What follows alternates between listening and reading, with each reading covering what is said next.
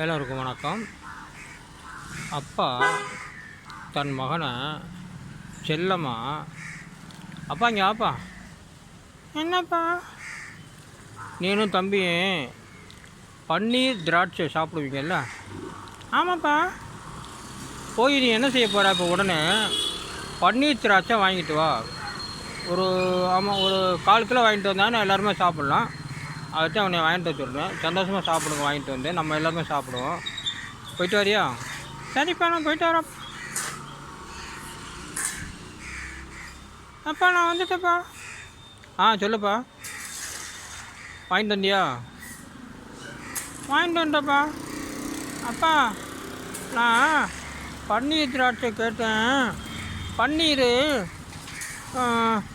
சொல்லிக்கிறாம இன்றைக்கி லீவ் போட்டாராம். அதனால் பன்னீர் இல்லை, திராட்சை மட்டும் வாங்கிட்டு வந்திருக்காப்பா.